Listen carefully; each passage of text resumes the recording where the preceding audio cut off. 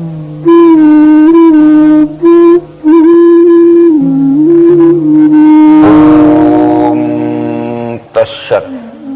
10वां अध्याय। अब भगवत श्रीमद् भगवत गीता के विभूति योग नाम के 10वें अध्याय को प्रारंभ कर रहे हैं। 10वें अध्याय का नाम विभूति योग है। जिस अध्याय का जो नाम रहता है उस अध्याय में उन्हीं विचारों को साइंटिफिक सिद्धांत से अध्यात्म विज्ञान की दृष्टि से श्री कृष्ण ने समझाया। जो निरा शब्द बोध नहीं है, ये प्रत्यक्ष दर्शन युक्त विवेक बोध है। विभूति किसे कहते हैं? एकस्यानेक भावो विभूति। जिस एक में ही अनेकों के बराबर शक्ति होती है उसका नाम विभूति है। जब हम डिक्शनरी को देखते हैं, शब्दकोश को देखते हैं, उसमें 3 शब्द हमें मिलते हैं, भूति, विभूति, विशेष विभूति। भूति कहते हैं शक्ति प्रभाव या ऐश्वर्य को। तो कुछ न कुछ शक्ति प्रभाव और ऐश्वर्य हम हर एक में रहता है, पर हमारे से ज्यादा शक्ति प्रभाव ऐश्वर्य जिसमें रहता है वो विभूति है, और सबसे अधिक शक्ति प्रभाव और ऐश्वर्य जिसमें रहता है वो विशेष विभूति है। तात्पर्य ये है अध्यात्म तत्व समझाने से कि विशेष विभूति ये भगवान या अवतार को कहते हैं, विभूति ये संतों को कहते हैं, और भूति ये भक्तों को कहते हैं। यानी भक्ति ही भूति है, संत ही विभूति हैं, और अवतार ही विशेष विभूति है। विशेष विभूति होने के लिए शरीरधारी मानव में 6 शक्तियां एक साथ इकट्ठी होना चाहिए। ज्ञान, विज्ञान, वैराग, धर्म, श्री और विजय, ये 6 गुण या 6 शक्तियां, 6 प्रभाव जिस एक ही शरीरधारी मानव में एक साथ इकट्ठे हो जाते हैं उसे अध्यात्म शास्त्र ने भगवान या अवतार, परंतु ये शरीरधारी मानव को ही कहा है। ज्ञान, विज्ञान, वैराग, धर्म, श्री, विजयेर भगो धुर्वैश्वर्य संपन्नो योगी च भगवान स्मृता। सारे संसार को चलाने की योग्यता, कुशलता और सामर्थ्य इन 6 गुणों के अंतर्गत आती है। परंतु दूसरी बात यह है कि ये ज्ञान दृष्टि से 6 भाग हैं, कर्म दृष्टि से भी अवतार यानी विशेष विभूति में 6 भाग रहते हैं। उत्पत्तिम प्रलयम चैव भूतानाम गतिम गतिम वेत्ति विद्याम विद्या च सावाच्यो भगवान इति। इस संपूर्ण सृष्टि की उत्पत्ति कैसे होती है और संपूर्ण सृष्टि का विलय कहाँ और कैसे होता है। उत्पत्तिम प्रलयम चैव, ये उत्पत्ति और लय और पालन, ये त्रिगुणों की कार्य स्वरूपणी लीला को जो जानता है। भूतानाम गतिम गतिम, पृथ्वी, जल, अग्नि, वायु, आकाश, इन 5 महाभूतों में प्राकृतिक परिवर्तन कैसे होते हैं त्रिगुणात्मक प्रेरणा शक्ति से, ये 5 महाभूतों की गति अगति जो जानता। वेति विद्याम विद्याचा, विद्या किसे कहते हैं, अविद्या किसे कहते हैं, इसका पूरा वास्तविक ज्ञान जिसको रहता है सावाच्यो भगवान इति। इसलिए 10वें अध्याय का नाम विभूति योग है। विभूति योग में श्री कृष्ण समझाना शुरू करते हैं। श्री भगवान बोले, सुनो फिर मैं बताता हूं, पुनः सुनो महाबाहु मेरे परम वाक्य। हितार्थ कहता हूं मैं तुमको भक्त जान के, मेरा जन्म नहीं जाने महर्षि और देवता, क्योंकि महर्षि और देवों का मैं ही कारण आदि हूं। अनादि सबका स्वामी जो अजन्मा मुझे लखे, मनुष्यों में वही ज्ञानी पापों में सब मुक्त सो। इन 3 श्लोकों का ऐसा ये है कि कृष्ण जी कहते हैं, भूया भूय एव महाबाहु सुनो में परम बचा। फिर से सुनो, मैं तुम्हें श्रेष्ठ बात बतला रहा हूं। ये फिर से सुनो को क्या मतलब है? जो दूसरे अध्याय में सुनाया था अगर ठीक से न समझे हो तो फिर से समझो, जो तीसरे चौथे अध्याय में बतलाया था वो ठीक से समझ में नहीं आया तो फिर से समझ लो। जब तक कोई बात ठीक से समझ में नहीं आती है तब तक फिर से सुनाना पड़ती है। इसलिए 14वें अध्याय में भी यही कृष्ण ने कहा कि फिर से सुनो महाबाहु मेरे परम वाक्य, पुनः सुनो महाबाहु इत्यादि। फिर 18वें अध्याय में कहा, गुह्यों का सार फिर मेरे सुन ले श्रेष्ठ वाक्य, प्रिय है तू मुझे इससे कहता हूं कल्याण की। परंतु अर्जुन जब तक ठीक नहीं समझा तब तक अर्जुन ने भी यही कहा कि खोल के वो आत्मयोग और विभूति जनार्दन, फिर कहो प्यासा हूं मैं विज्ञान अमृतपान का। आशा यह है कि जब तक कोई बात ठीक ठीक से समझ में न आवे तब तक उस विषय को नहीं छोड़ना चाहिए, पूरा समझ के ही छोड़ना चाहिए, क्योंकि उसको बार बार क्यों ना समझना पड़े। संत तुलसीदास ने अपनी पूर्व कथा बतलाई थी कि श्रोता वक्ता ज्ञान निधि कथा राम की गूढ़, किमि जानो में जीव जड़ कलिमल ग्रसत विमूढ़। जब मुझे अज्ञान था तब मैं जीव तो जरूर था, पर जड़ अज्ञान को कहते हैं और चैतन्य ज्ञान को कहते हैं। तथापि कही गुरु 12 समझ परी कछमति अनुसारा, भाषाबद्ध करो में सोई मेरे मन प्रबोध जसोई। मेरे गुरु ने मुझे बार बार समझाया, पर मेरी बुद्धि में जितनी ग्राह्य शक्ति थी उतना मैं समझ सका, वही मैं रामायण में भाषांतरित करके समझा रहा हूं।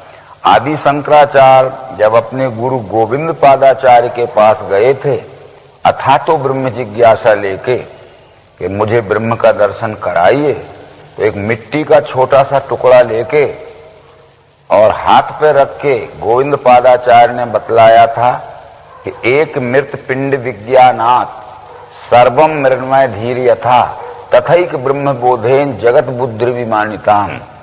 मिट्टी के एक छोटे से टुकड़े को अच्छी तरह से परख लिया, पहचान लिया विश्लेषणात्मक परीक्षण की पद्धति से तो कौन कौन से गुण तत्व उस मिट्टी के टुकड़े में है, तो संपूर्ण मिट्टी की पहचान हो जाती है। इसी तरह अगर एक पिंड में ब्रह्म को अच्छी तरह समझ लिया कौन कौन से गुण तत्व उस पिंड में है, तो संपूर्ण विश्व में ब्रह्म की पहचान हो जाती है। परंतु शंकराचार्य ने कहा कि मैं ब्रह्म दर्शन की बात करता हूं, आपने मिट्टी का टुकड़ा हाथ पे रख के समझाया। तो उन्होंने विचार बदला नहीं गोविंद पादाचार्य ने। वो कहते हैं अत शुद्धम भवेद वस्तु यद्वै वाचा या गोचरम दृष्टव्यम मृत घटे नैव दृष्टांतेन पुनः पुनः। मैंने मिट्टी के टुकड़े और मिट्टी का दृष्टांत जो तुझे समझा, इसको बार बार तू समझ कि मिट्टी का एक छोटा टुकड़ा भी मिट्टी है और संपूर्ण मिट्टी भी मिट्टी है। एक छोटे से टुकड़े में जो गुण तत्व मौजूद हैं वो संपूर्ण मिट्टी में वही गुण तत्व मौजूद हैं। यत यत पिंडे तत्त ब्रह्मांडे। तब शंकराचार्य ने उत्तर दिया कि पिंड ब्रह्मांडियो रेक्यम सुरविदानी विप्रयत्नता पाताल भूधरा लोका तथान्य दीप सागरा। जो पिंड में है वही ब्रह्मांड में है, सब मिलकर एक है, चाहे कहीं भी जाओ। तो वो जब तक ज्ञान समझ में नहीं आया तो पूर्व अध्यायों में जो समझा चुके थे उसको फिर ये कहा कि फिर से सुनो महाबाहु मेरे परम वाक्य, हितार्थ कहता हूं मैं तुमको जान के। ये विश्वरूप का प्रभाव कब हुआ, कैसे हुआ और कब इसका विलय होगा, ये बड़े बड़े महर्षि और देवता नहीं जानते हैं, क्योंकि विश्वरूप अनादि है। ये विश्व अनादि है, उसमें हुए ब्रह्म ऋषि और महर्षि ये पश्चात में हुए आदि हैं। ये आदि वस्तु अनादि के प्रभाव को नहीं जान सकती। ऋग्वेद का 10वां मंडल जहाँ समाप्त होता है वहाँ वेद ने ये बतलाया है कि इस विश्व की ओर जब हम देखते हैं तो ये तो हम निश्चित कह सकते हैं कि विश्व ही ये परमात्मा है, विश्व ही ब्रह्म है। परंतु को अद्धा वेद काहि प्रवोचित कुतिया जाता कुत इयम विशिष्टि अर्वाग देवायस विसर्जने। वो कहते हैं को अद्धा वेद, आज कौन जानता है, का ये प्रवोचित कौन कह सकता है, कुतिया जाता ये संपूर्ण कहां से बना, कुत इयम विशिष्टि किसने इसको बनाया, अर्वाग देवायस विसर्जने और कहां इसका लय होगा। ये हम नहीं बतला सकते कि कब बना, कैसे बना, किसने बनाया और कहां इसका अंत होगा, पर ये जरूर कह सकते हैं कि यह विश्व ही परमात्मा। इसलिए अनादि के प्रभाव को कोई नहीं जान सकता। इस उद्देश्य को लेकर कृष्ण जी कह रहे हैं कि विश्व रूप के प्रभाव को न में विदु प्रभवम स्वर्गा और महात्मा नहीं जानते। अनादि सबका स्वामी जो अजन्मा मुझे लखे मनुष्यों में वही ज्ञानी पापों से सब मुक्त है। ये विश्व रूप अनादि है और सृष्टि आदि है। यदि विश्व ना हो तो सृष्टि नहीं हो सकती, और सृष्टि ना रहे तब भी विश्व रूप रह सकता है।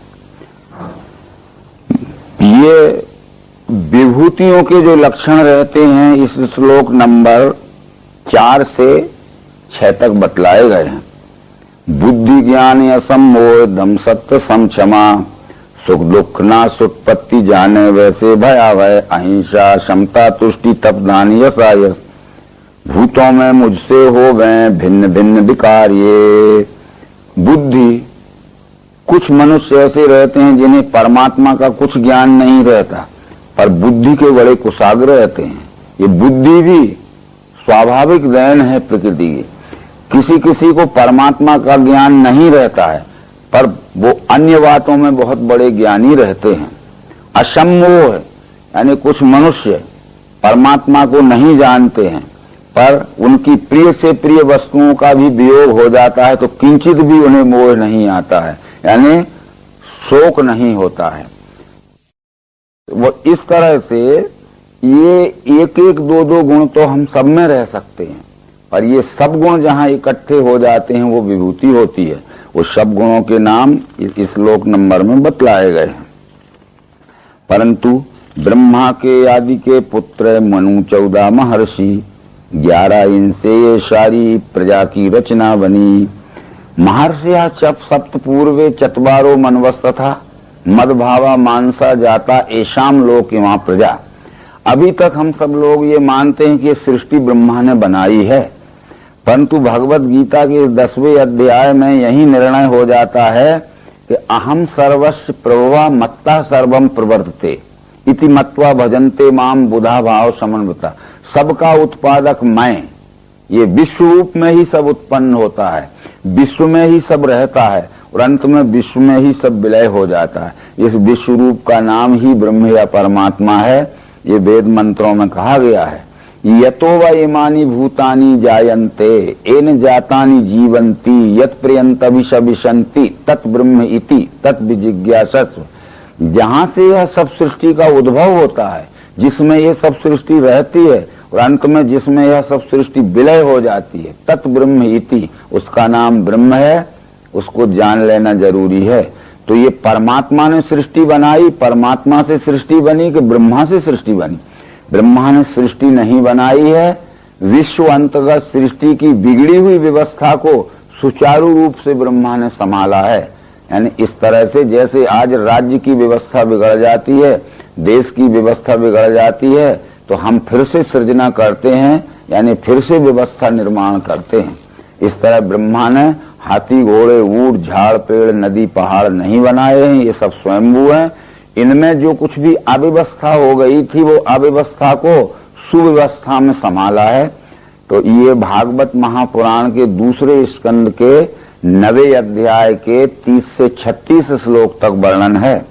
तो ब्रह्मा जब नारायण के पश्चात प्रथम प्रजापति सृष्टि व्यवस्था संचालन करने वाले नियुक्त हुए, तो अकेला आदमी कोई व्यवस्था नहीं चला सकता। जैसे राष्ट्र व्यवस्था चलाने के लिए राष्ट्रपति की या प्रधानमंत्री की नियुक्ति होती है, तो अकेला व्यक्ति व्यवस्था नहीं चला सकता, उसको विभागीय लोगों को नियुक्ति करना पड़ती है। शिक्षा विभाग, डाकतार विभाग, रेल विभाग, वन विभाग आदि आदि।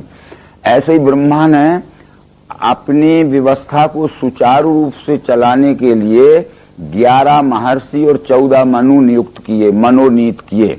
11 महर्षियों में थे मरीच, अंगरा, यत्री, पुलस, पुलह, कीर्तु, वशिष्ठ और सनक, सनंदन, सनातन और सनत कुमार।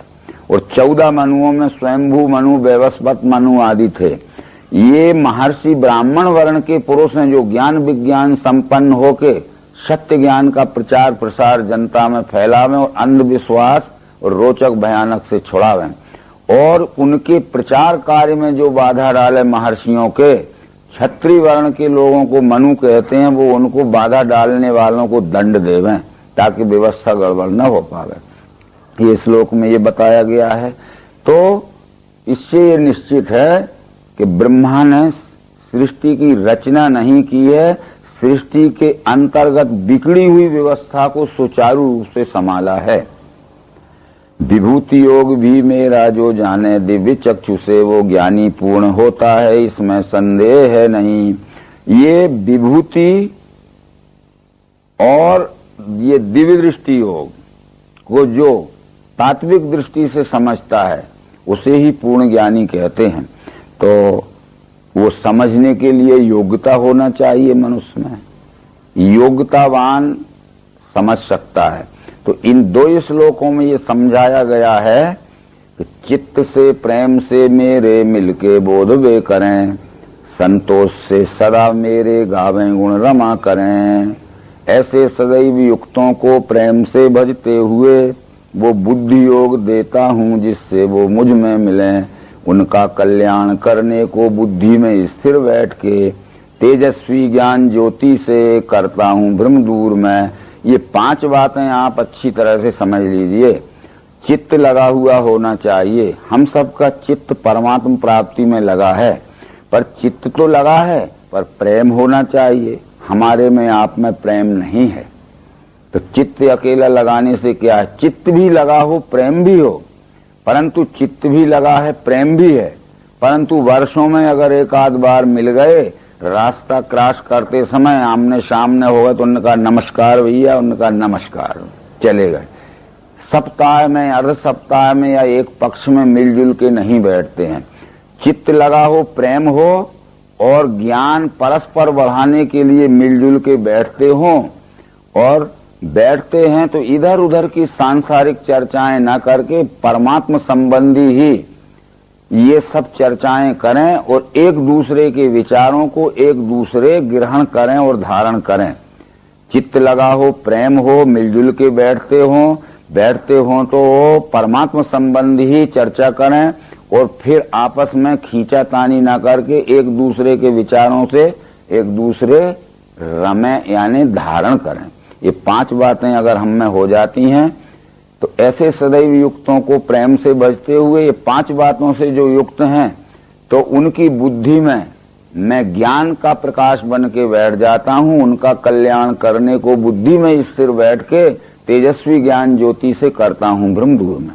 ये बातें हमारे में आना चाहिए।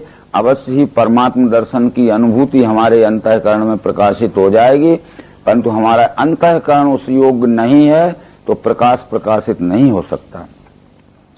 सबका उत्पादक में मेरे में सब हो रहा, यह जाने मुझे से मैं भाव से दृढ़ बुद्धि के।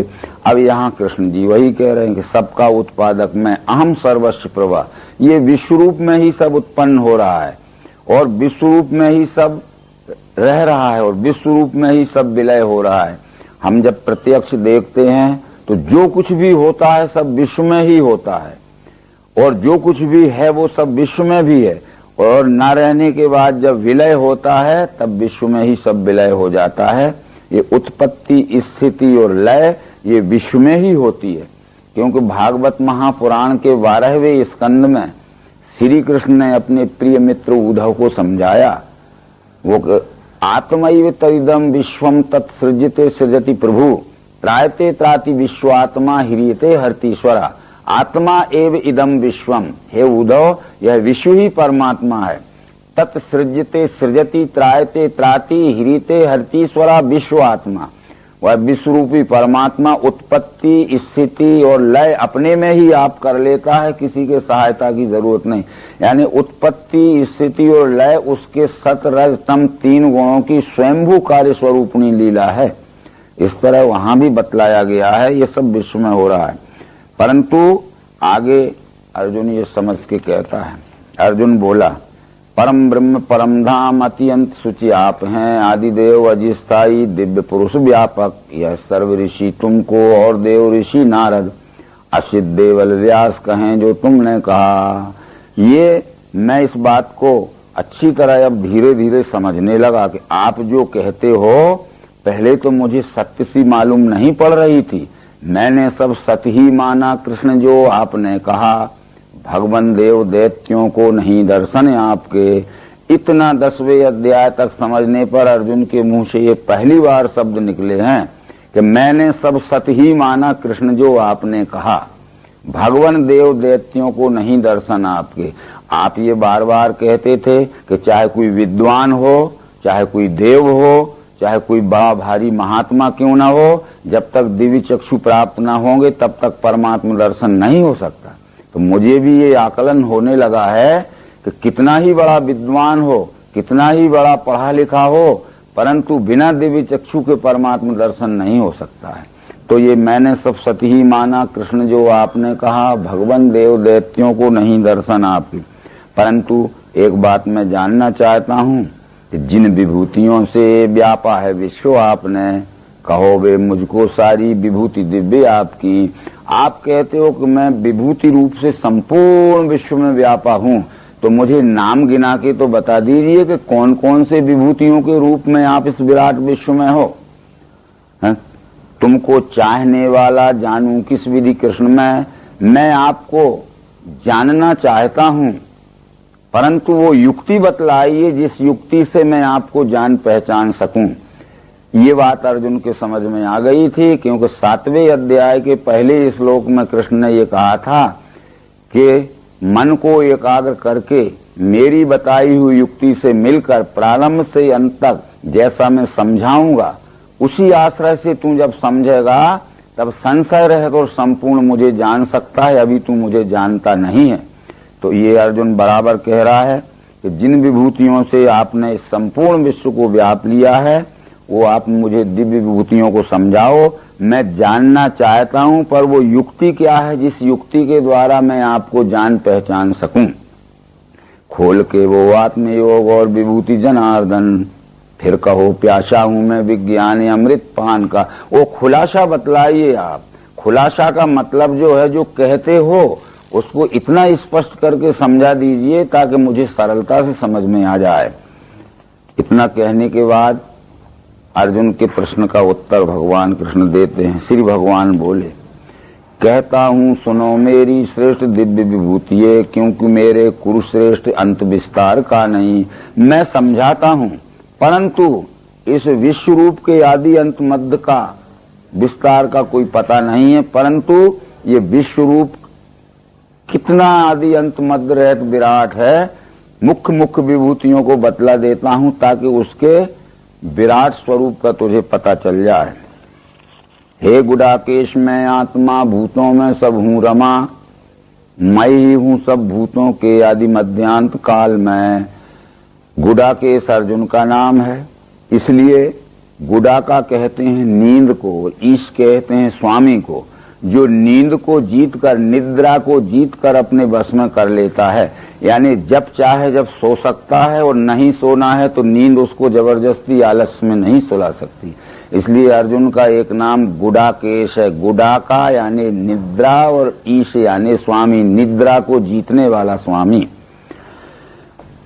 संपूर्ण चराचर सृष्टि में मैं ही रमा हूं, परंतु देख मैं मुझे बड़े बड़े स्वरूपों में पहले तू मुझे पहचान ले, फिर मैं छोटे छोटे स्वरूपों में भी अपनी पहचान कराऊंगा।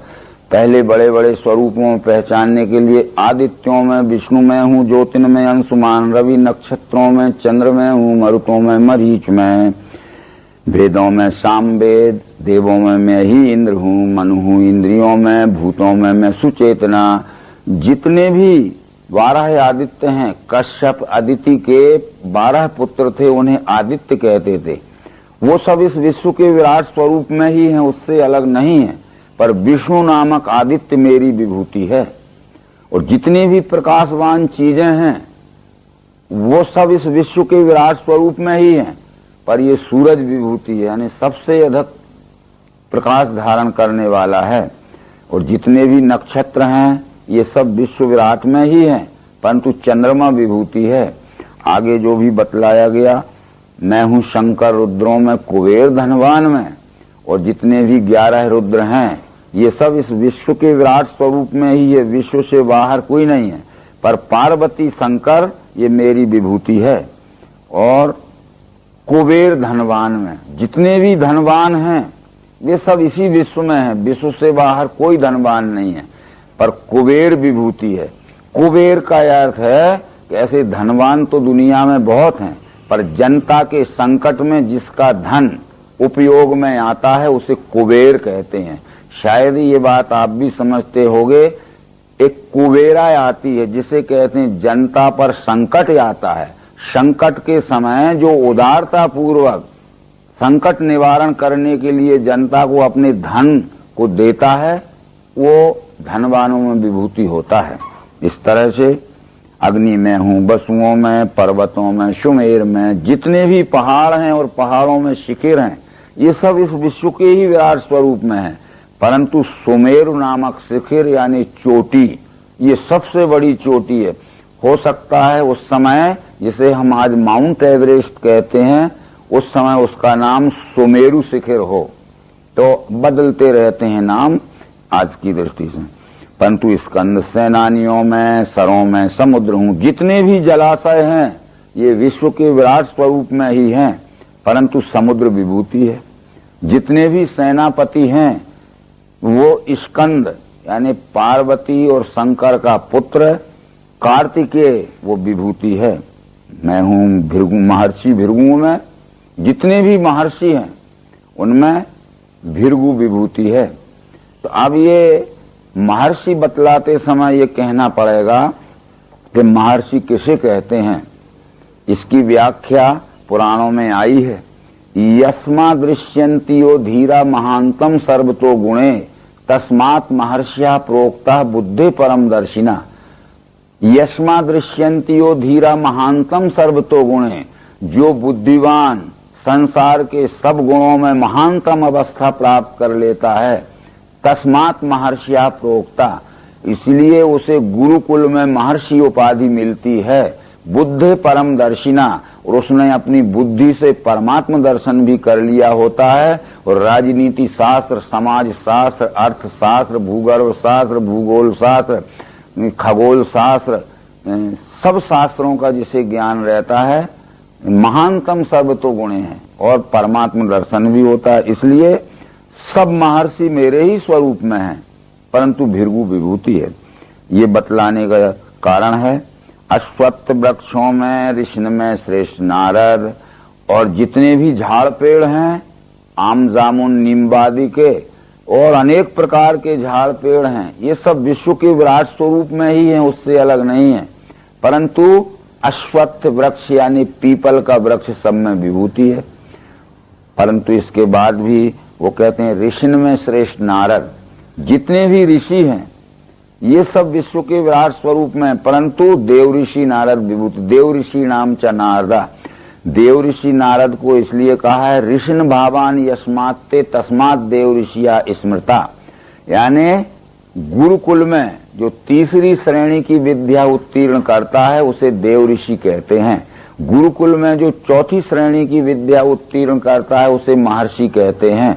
गुरुकुल में जो पांचवी श्रेणी की विद्या उत्तीर्ण करता है उसे ब्रह्म ऋषि कहते हैं।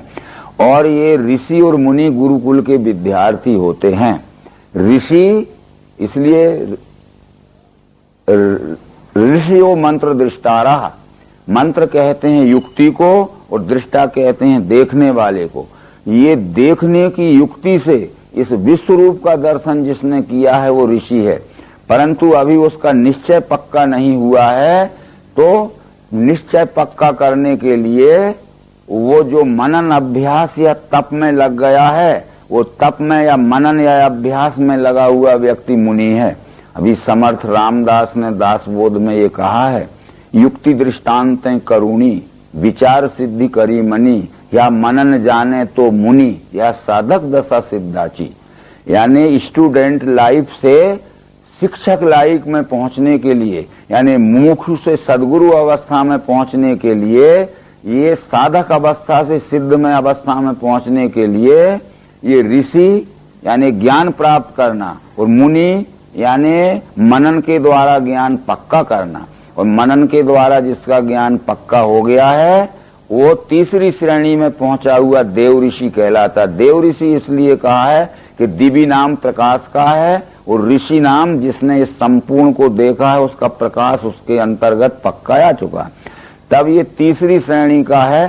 तो ये तीसरी श्रेणी में पहुंचा हुआ पहली और दूसरी श्रेणी के लोगों को शिक्षण दे सकता है।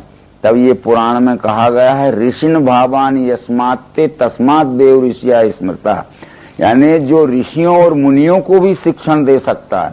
तात्पर्य है कि वैदिक काल के जो गुरुकुल थे, जिन्हें आज हम यूनिवर्सिटी आदि कहते हैं, ये वैदिक काल के गुरुकुलों में देव ऋषि यह लोअर डिवीजन का टीचर होता था, निम्न श्रेणी का शिक्षक होता था। परंतु जो महर्षि होता था, चौथी श्रेणी में पहुंचा हुआ, ये अपर डिवीजन का टीचर होता था या लेक्चरर हो जाता था। परंतु जो ब्रह्म ऋषि होता था, ये लेक्चरर नहीं, ये फिर प्रदर्शन करता हो जाता था, यानी डिमॉन्स्ट्रेटर हो जाता था। इन ब्रह्म ऋषियों में जो श्रेष्ठ सीनियर ब्रह्म ऋषि रहते थे, ये उस समय शिक्षा सचिव, शिक्षा के उप सचिव, उप कुल सचिव, कुल शिक्षा के ये होते थे। अथवा इनमें भी जो कुछ और ऊंची श्रेणी में आ जाते थे, इनमें डायरेक्टर, डिप्टी डायरेक्टर आदि भी उस समय हो जाते थे। ये ब्रह्म ऋषि ही ये कहते थे, ये विभूति हो जाते थे। इससे आगे जो ब्रह्म ऋषियों में और आगे कुशलता प्राप्त होते थे, वो विभूति होते थे। विभूति का अर्थ है एकस्यानेक भावो विभूति, जो एक ही अनेकों के बराबर योग्यता रखता है। तो वैदिक काल के गुरुकुलों में ये विभूति उपकुलपति हो जाते थे, यानी वाइस चांसलर हो जाते थे। और ये 7वीं श्रेणी में पहुंचे हुए जो पुरुष रहते थे, वो संत होते थे। वैदिक काल के गुरुकुलों में संत ये कुलपति होते थे, चांसलर होते थे। अवतार ये गुरुकुलों का संस्थापक होता था, इसलिए धर्म संस्थापनार्थाय संभवामि युगे युगे। तो धर्म की संस्थापना, गुरुकुलों की संस्थापना अवतार करता था, और गुरुकुलों का संचालन ये कुलपति के रूप में संत करते थे। उनके सहायक उप कुलपति विभूति होते थे। बाकी सब शिक्षा सचिव, डिप्टी डायरेक्टर अथवा ये डिप्टी रजिस्ट्रार आदि भी होते थे। ये सब उस समय होते थे। ये सब इस तरह वो कहते हैं। तो इसलिए ऋषि, मुनि, देव ऋषि, महर्षि, ब्रह्म ऋषि, ये सब 10वें अध्याय में आए हैं। भागवत पुराण में भी ये आया है। ऋषियों, मुनियों, देव ऋषि, महर्षि, मनवस तथा कलह सर्वे हरे रेव स प्रजापति तथा। ऋषि, मुनि, देव ऋषि, महर्षि और ब्रह्म ऋषि ये विश्व रूप का कार्य चलाने के लिए विश्व रूप की गुण कला धारण करने वाली विभूतियां हैं। और सब प्रजापति तथा, और जो मनु लोग हैं उनका कार्य चलाने के लिए उनके रक्षण करने वाले क्षत्रिय वर्ण के लोग हैं। ये सब बातें। अच्छा, अब आगे उच्च श्रवा मुझे जानो वस्त्रों में अमृतोद्भव, ऐरापत गजेंद्रों में, मनुष्यों में, नृपाल में। उच्च श्रवा मुझे जानो वस्त्रों में अमृतोद्भव। हमने ये पढ़ा कि जब समुद्र का मंथन किया था, उस वक्त उच्च श्रवा नाम का घोड़ा निकला था। जब समुद्र का मंथन किया था देवासुरों ने, तब ऐरापत नाम का हाथी निकला था, कामदेव नाम की गऊ निकली थी। ये पानी का समुद्र मंथन नहीं किया था। विश्व में जब ऊंची ऊंची नस्ल के घोड़े, ऊंची नस्ल के गाय, ऊंची नस्ल के हाथी खोजने पड़े, तो उनकी प्रदर्शनी लगाई गई, बुलाए गए दूर दूर देश से। तो उच्च श्रवा, जो कि उच्च अरवा, जो ऊंची नस्ल का अरब देश का घोड़ा था, वो सबसे ऊंचा निकला। जैसे गायों को अगर आज हम मंथन करें, सब देशों की गायें बुलाएं, तो आज गायों में जर्सी गाय विभूति निकलेगी। परंतु वो विदेश से जब वायुयान से लाई जाएगी, तो हम कहेंगे आकाश से आई है जर्सी और धरती में उतरी है। तो आकाश में से नहीं आई, आकाश मार्ग से लाई गई है भारत में, और सबसे ऊंची नस्ल की। जब रामचंद्र जी का अभिषेक होने वाला था, तो महाराज दशरथ ने अनेक देशों से अनेक प्रकार की बहुमूल्य वस्तुएं बुलाई थीं। उसमें ये सब लिखा मिलता है कि चतुर्दंता समायातु ऐरावत कुलोद्भवम, जिसके 4 दांत होते हैं, जो सफेद रंग का होता है, जो ऐरापत के नस्ल में उत्पन्न हुआ हाथी भी बुलाया गया। श्याम रंग समायातु कामधेनु कुलोद्भवम, जिसका रंग श्याम होता है, और जो खूब मनमाना दूध देती है, ऐसे कामधेनु नस्ल की गायें भी राम के तिलक उत्सव के समय बुलाई गई थी। तो ये कामधेनु अथवा ऐरावत अथवा उच्च श्रवा इस विश्व में ही मिलने वाले ऊंची ऊंची नस्ल के ये जानवर हैं, ना कि पानी से निकाले गए हैं। हाँ, जल मार्ग से आए होंगे, जब फॉरेन से आए, स्टीमर से आए होंगे तो महीनों जल में चले थे वो स्टीमर में, परंतु फिर पानी में से भूतल पर आए थे। तो पानी में से निकले का मतलब है जल मार्ग से आए और पृथ्वी पे आए। पानी में कोई कारखाना नहीं था या उनका जनरेशन नहीं था। आयुधों में वज्र में हूँ, गौओं में कामधेनु में, प्रजा उत्पत्ति में काम, सर्पों में मैं बाष्पी। आयुधों में वज्र में हूँ, जितने भी आयुध हैं, आयुध कहते हैं जो अग्नि के प्रयोग से चलते हैं। ये शस्त्र और अस्त्र अथवा शक्ति अनेक प्रकार के हथियार रहते हैं। शस्त्र उसे कहते हैं जो हाथ से पकड़ के मारा जाता है, जैसे गदा है, तलवार है। अस्त्र उसे कहते हैं जो अग्नि के प्रयोग से चलते हैं, जैसे बंदूक है, आजकल के इलेक्ट्रॉन हैं। और शक्ति उसे कहते हैं जो हाथ से पकड़ के ताकत भर फेंक के मारी जाती है। इस तरह से जितने भी अस्त्र शस्त्र हैं वो सब इस विश्वरूप में ही उपलब्ध होते हैं, परंतु वो अग्नि के प्रयोग से चलने वाले जो हैं या विद्युत प्रयोग से चलने वाले हैं, वो विशेष मार करने वाली विभूति हैं। और सर्पों में मैं ही बाष्पी। ये सर्प अवश्य ही ये अंडज प्राणी है, तो इनमें सर्पों में भी अनेक प्रकार की जातियां हैं जिन्होंने जंगम विष यानी चलते फिरते प्राणियों के विष की खोज की है। तो आज तक ये करीब करीब 1500-1600 जातियों के सर्प पाए गए हैं। ये सब जहरीले नहीं होते हैं, 2-3 जाति के सर्प ही जहरीले होते हैं, काला नाग आदि और दरवीकर या करकोटक जो रहते हैं, तो उनमें ये वासु की विभूति है। और अनंत में हूँ नागों में। ये नाग और सर्प अलग अलग हैं। नाग ये मनुष्य की जाति है, तो ये जितने भी नाग जाति के मनुष्य हैं वो सब इसी विश्व में हैं, पर वासु की अनंत नाग विभूति है। अनंत नाग की बहन का नाम जरत्कारु था। वो एक ऋषि की पुत्र को ब्याही हुई थी, उसके पुत्र का नाम आस्तिक था। जब एक ऋषि के पुत्र को ये अनंत नाग की बहन की शादी हुई तो वो अपने राजमहल में ले गई, तो वहां ऋषि के पुत्र ने पलंग थे, उन पर सफेद रंग के दूध की फैन की तरह उफनाते हुए चादर बिछे हुए थे, मोतियों की झालरें लटकी हुई थी। ऐसा भव्य महल देखा।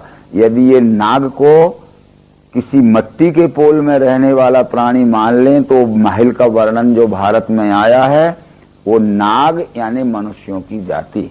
नाग लोगों से हमेशा युद्ध होता था। रावण ने बहुत से नाग को युद्ध करके अपने कैद खाने में रखा था। नाग कन्या सुलोचना थी जो अति सुंदरी थी और मेघनाद को ब्याही थी। आज भी हमारे देश में नाग जाति के लोग हैं। तो इस तरह नाग ये मनुष्य की जाति है। प्रहलाद मैं हूँ, दैत्यों में, गणकों में मैं काल हूँ। और जितने भी दैत्य हैं वो सब इस विश्वरूप में हैं, पर हिरण्यकश्यप का पुत्र प्रहलाद विभूति है। इसलिए विभूति है कि प्रहलाद को नरसिंह अवतार से दिव्य चक्षु मिले थे और दिव्य चक्षु प्राप्त करने के पश्चात प्रहलाद ने ये कहा था अपने पिता से कि ये विष्णु ही परमात्मा है। विष्णु पुराण के प्रथम अंश में लिखा है कि प्रहलाद अपने पिता को बार बार यही समझाता था कि न शब्द गोचरम यस्य योगी ध्येयम परम पदम यतो यच्च स्वयं विश्वम सा विष्णु परमेश्वरा। यानी ये शब्दों में कहने से नहीं दिखता है, प्रत्यक्षीकरण में देखने दिखाने से ही दिखता है। ये स्वयंभू विश्वरूप जो दिख रहा है इसका नाम ही विष्णु है, इसका नाम ही परमेश्वर है। पर ये ज्ञान प्रहलाद को कहाँ से हुआ था? ये नरसिंह पुराण पढ़ने पर पता चलता है कि हिरण्यकश्यप पुत्र प्रहलाद नाम पुण्यवान दिव्येन चक्षुषा सिंहम पश्यत देव भागतम। हिरण्यकश्यप के पुण्यवान पुत्र प्रहलाद को नरसिंह अवतार ने दिव्य चक्षु देकर यह विष्णु ही परमात्मा है यह ज्ञान करा दिया था। तब वो बार बार कहता था कि यतो यच्च स्वयं विश्वम स विष्णु परमेश्वर। इसलिए जितने भी दैत्य हैं ये विश्व के विराट स्वरूप में ही हैं, परंतु प्रहलाद विभूति है क्योंकि वो दिव्य चक्षु प्राप्त दैत्य है। वायु मृगों में व्याघ्र में ही हूँ, पक्षिण में बैनते में, जितने भी चौपाई जानवर हैं ये सब इस विश्व के विराट स्वरूप में ही, चाहे हरिण मृग हो, चाहे गाय भैंस हो, चाहे चतुष्पाद कोई भी जानवर हो, बिल्ली कुत्ते हो, ये सब विश्व के विराट स्वरूप, परंतु सिंह विभूति है। और जितने भी पक्षी हैं उनमें गरुड़ विभूति है। शस्त्रधारियों में राम मैं हूं और नदियों में मैं जानवी। और जितनी भी नदियां हैं इस विश्व के विराट स्वरूप से कोई अलग नहीं है। ये बतलाने का ये कारण है कि विश्व कितना बड़ा आदि अंत मध्य रहत विराट है। इस विराट कहते हैं इसको कि जो अत्यंत बड़ा हो, जिससे बड़ा कुछ ना हो, जिसके आदि अंत मध्य का पता ना हो। ये विश्व के दिखने वाले विराट स्वरूप के आदि अंत मध्य का पता नहीं है, परंतु दिख रहा है। तो ये नदियों में मैं जानवी कहने का ये मतलब था कि भागीरथ नाम के एक राजा हो गए हैं जो रामचंद्र जी की ही पूर्वज थे। भागीरथ के आजा ने गंगा की विशाल धारा पर्वतीय क्षेत्रों से बहती हुई उबड़ खाबड़ जगह में और गंगा सागर में, बंगाल समुद्र में गिरती थी। इतने बड़े जल की विशाल धारा का मनुष्यों को और उपजाऊ भूमि को कोई उपयोग नहीं हो रहा था। भागीरथ के आजा ने गंगा की विशाल धारा को बड़े नगरों के किनारे से और उपजाऊ भूमि में से कैनाल काट के निकालना चाहा। 70% कार्य भागीरथ के आजा ने पूरा कर दिया, उसका देह त्याग हो गया। भागीरथ के पिता ने उस ओर ज्यादा ध्यान नहीं दिया। जब पिता का राज्य शासन समाप्त हो गया और भागीरथ आया तो भागीरथ ने अपने आजा के अपूर्ण कार्य को पूरा करने के लिए, यानी गंगा की वह विशाल धारा नगरों में से और उपजाऊ भूमि में से बहाना चाहा। तो आगे चल के जानव राजा की सीमा पड़ती थी। जानव राजा ने उसे रोक दिया कि मेरे राज्य की सीमा में से ये जल की धारा नहीं बहाई जा सकती। वर्षों ये काम पड़ा रहा, परंतु जो हानि होती थी उनकी भूमि की और नगर हटाने की, वो हानि का हर्जाना भर के और भागीरथ ने उसमें से जानव राजा की सीमा में से वो गंगा की धारा आगे बहा दी। इसलिए उस समय से उसका नाम जानवी पड़ा, यानी जानव राजा की सीमा में से आगे बढ़ाई गई। फिर एक बात का हम विचार करें, श्रीमद् भागवत महापुराण हमारे यहाँ है। भागवत महापुराण के 9वें स्कंध में लिखा है कि भागीरथ से 14 पीढ़ी पूर्व में हरिश्चंद्र नाम के राजा हो गए हैं। ये हरिश्चंद्र की ही सगी संतान 14 पीढ़ी बाद भागीरथ हुआ है।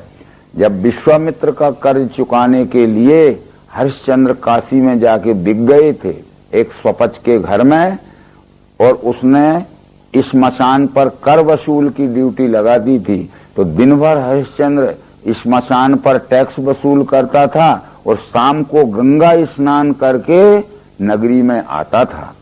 तो भागीरथ से 14 पीढ़ी पहले हरिश्चंद्र नाम का राजा है जो कि काशी में गंगा स्नान करता था। तो भागीरथ 14 पीढ़ी बाद हुआ, तो ये कहां से गंगा ले आया, हमें ये पता लगा लेना चाहिए। यानी भागीरथ से 14 पीढ़ी पहले हरिश्चंद्र है। भागवत के 9वें स्कंद में पीढ़ी गिन के देख लेना। तो वो गंगा तो पहले से ही है। हम कहते गंगा लाया, माने वो अपूर्ण कार्य था उसके आजा का, वो उसने आगे बढ़ाया। जैसे आज एक थोड़ा सा विचार करेंगे कि इंदौर की जब बढ़ती हुई जनसंख्या थी, 2-3 लाख से 10 लाख से 15 लाख से 20 लाख 25 ट्यूबवेल लगाए गए, वहां के जो जल स्रोत थे वो काम जल पूर्ति नहीं कर सके। 3-4 मुख्यमंत्री बदल गए पर जल की समस्या हल नहीं हुई। उस समय जो चीफ मिनिस्टर प्रकाश चंद्र सेठी हुआ था, उसने केंद्र सरकार से परामर्श करके इंदौर की जल समस्या को हल किया। यानी 90-95 किलोमीटर दूर मंडलेश्वर में जो नर्मदा की धार बह रही है उसको बहा के इंदौर में ले गया। यानी नर्मदा इंदौर में प्रकाश चंद्र सेठी लाया। ऐसे ही उबड़ खाबड़ जगह से बहती हुई गंगा, जिसकी विशाल जलधारा का मनुष्यों को और उपजाऊ भूमि को कोई उपयोग नहीं हो रहा था, वो भागीरथ ने और भागीरथ के राजा ने उपजाऊ भूमि और बड़े बड़े नगरों में लाया ताकि जल की समस्या हल हो सके। ये सब बातें जब हम विचार पूर्वक देखते हैं, रामायण में गंगा उत्पत्ति की कथा थी, परंतु गीता प्रेस वालों ने उस कथा को निकाल दिया। जब उनसे पूछा गया कि आपने इस कथा को क्यों निकाला है, तो वो कहते हैं भागवत के 9वें स्कंद में लिखा है कि भागीरथ के 14 पीढ़ी पहले भी गंगा है काशी में। और हम कहते भागीरथ लाया, तो वो कहाँ से लाया मतलब गंगा तो थी, इधर उधर से उपजाऊ भूमि और नगरों में उसका प्रवाह लाया। जैसे आज भी हरिद्वार से ब्रिटिश सरकार ने शारदा नहर काट के सैकड़ों मील दूर बहा दी है उत्तर प्रदेश में, और जल का उपयोग हो रहा। आज भी नर्मदा, यहाँ जबलपुर के पास वर्गी बांध बन रहा, इंदिरा महासागर, वो करीब करीब 300 किलोमीटर दूर तक पानी जाएगा। वो नर्मदा विपरीत दिशा में बहाई जा रही है। ये सब बातें जो हैं विवेक दृष्टि से जब हम नहीं सोचते हैं तो उनका अनर्थ ही हो जाता है। आगे विद्याओं में ब्रह्म विद्यावादियों का सुवाद में जितनी भी विद्याएं हैं, इनमें ब्रह्म विद्या यानी ये विश्व ही परमात्मा है, यह प्रत्यक्ष दर्शन कराने वाला दिव्य चक्षु योग ही विभूति है। बाकी सब विद्याएं हमारा सामाजिक सांसारिक और पारिवारिक व्यवहार चलाने मात्र तक के लिए हैं। और स्त्रियों में कीर्ति लक्ष्मी में वाणी बुद्धि स्मृति धृति, और ये जितनी भी संसार में स्त्रियां हैं ये सब विश्व के विराट स्वरूप में ही हैं। परंतु जिन स्त्रियों में सद्गुण होते हैं, शांत स्वरूप की होती हैं, उत्तम वाणी बोलती हैं, जिनकी स्मृति अच्छी रहती है और जिनकी बुद्धि अच्छी रहती है, जो विवेक से काम करती हैं, वो स्त्रियां विभूति हैं। गायत्री में हूँ, छंदों में, बृहस्पति शाम वेद में। पहले ये कहा था कि चारों वेदों में सामवेद विभूति है, पर अब यहाँ कहते साम वेद में भी बृहद साम नाम के मंत्र विभूति हैं, क्योंकि बृहद साम नाम के मंत्रों में ये विश्व ही परमात्मा है, इसको अच्छी तरह समझा के बतलाया गया है। इसलिए वो बृहद शाम नाम के मंत्र शाम वेद में विभूति हैं। गायत्री में हूँ छंदों में। थोड़ा यहाँ समझाना जरूरी है। बहुत से लोग कहते हैं गायत्री एक देवता है, परंतु न वेद ने माना कि गायत्री देवता है, और न भगवान श्री कृष्ण भगवत गीता में मानते हैं कि गायत्री किसी देवता का नाम। गायत्री तो छंद का नाम है। गायत्री उस छंद का नाम इसलिए है, जब हम छांदोपनिषद देखते हैं तो उसमें ये पता चलता है गायत्री व इदम सर्वम भूतम यत् किंचिना। जितनी भी ये चराचर सृष्टि दिख रही है, ये 3 पद के छंद में गायन करके इसके स्वरूप को समझाया गया है। इदम सर्वम भूतम यत् किंचिना गायत्री, यानी 3 पद के छंदों में इस विश्व रूप परमात्मा को त्रिपुटी ज्ञान से गायन करके समझाया गया है, इसलिए छंद का नाम गायत्री है। जब हम ब्राह्मण और ऐत्रेय शतपथ आदि ग्रंथों को देखते हैं तो वो कहते हैं एतद अष्टाक्षरम गायत्री एकम पदम, यो गायत्री ब्रह्मैव ब्रह्म एव गायत्री, एतद अष्टाक्षरम गायत्री एकम पदम, जिसके एक पद में 8 अक्षर हैं, ऐसे 3 पदों में जिसका स्वरूप समझाया गया है वह ब्रह्म है। और ब्रह्म गायत्री मंत्र में ब्रह्म की पहचान कराई गई है। इसलिए गायत्री कोई देवता नहीं है, गायत्री मंत्र में विश्व रूप परमात्मा की पहचान कराई गई है। तब फिर ये निश्चित आता है कि सबसे पहला अक्षर है ओम। ओम भूर्भुवः स्वः तत्सवितुर्वरेण्यं भर्गो देवस्य धीमहि धियो यो नः प्रचोदयात्। ये ओम पे सारी व्याख्या है। ओम इति ब्रह्म, ओम इति इदम सर्वम विचिंतेत ओंकार मात्र सचराचरम। ओम यह 3 अक्षरों का जोड़ है, आ उ मा। आ उ मा इस मनुष्य की मानवाकार शकल का प्रतीत है। आपने वहां भी पढ़ा होगा, आकार युगल चरण, उकार उदर विशाल, मकार महामंडल मस्तिकाकारी। यानी आ शब्द यह कमर से नीचे का हिस्सा जो है इसको अधोभाग कहते हैं। अधोभाग इस शब्द से अक्षर लिया गया। कमर से गर्दन तक का जो हिस्सा है इसको उदर भाग कहते हैं। उदर भाग इस शब्द से ऊ अक्षर लिया गया। और गर्दन से ऊंचे का हिस्सा इसे मस्तिष्क भाग कहते हैं। मस्तिष्क भाग इस शब्द से माँ अक्षर लिया गया। शॉर्ट फॉर्म में आ उ माँ ये बन गया। अब जब हम सहज में उच्चारण करते हैं तो बराबर आ का उच्चारण हमारे परा स्थान से नीचे स्थान से स्फुरित होता है। और पश्यंती यानी हृदय को पार करते हुए जब मध्यमा में आता है तब हमारा मुंह बंद होने लगता है। और जब केवल हमारे मुंह में आ जाता है हलंत लगा हुआ माँ आधा माँ तो मुंह बंद हो जाता है। इसको थोड़ा विचार करिए।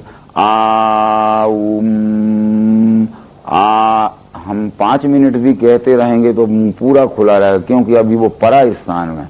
जब पश्यंती हृदय और मध्यमा में आया तो मुंह सुकुन आ उम और माँ कहा तो मुंह बंद हो जाए। नीचे से चला आ उम, इस तरह के विचार जो हैं वो आगे विचार बताए। इसलिए ये गायत्री छंद का नाम है। तेजस्वियों का मैं तेज, छलों में मैं ही धूत हूँ, स्वकर्म यज्ञ में ही हूँ तप में तपबान का।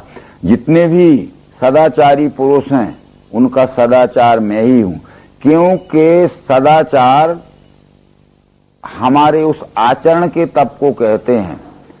आचरण से जो तपा हुआ मनुष्य है वो तेजस्वी रहता है। और स्वकर्म यज्ञ मैं ही हूँ, अपने अपने स्वकर्म द्वारा सच्चाई के साथ जो सेवा की जाती है वो सेवा यज्ञ मैं ही हूँ। विष्णुओं में वासुदेव, पांडवों में विभूति तू, मैं हूँ मुनियों में व्यास, कविन में उष्णा कवि। जितने भी वृष्णि कुल में उत्पन्न हुए हैं वे सब विश्व के विराट स्वरूप में ही है, पर श्री कृष्ण विभूति है। बराबर श्री कृष्ण अपने को यहाँ परमात्मा नहीं कह रहे। विष्णु कुल में उत्पन्न हुए जितने भी व्यक्ति हैं वो सब इसी विश्व के विराट स्वरूप में है, पर श्री कृष्ण विभूति है। और जितने भी शस्त्रधारी हैं वे इसी विश्व में हैं, परंतु श्री राम विभूति है। और जितने भी मननशील पुरुष हैं इसी विश्व में हैं, परंतु व्यास विभूति है। ये विभूति बतलाते। तो विभूति का अर्थ यही था, एकस्यानेक भावो विभूति, जो एक में ही अनेकों के बराबर योग्यता और शक्ति रहती है।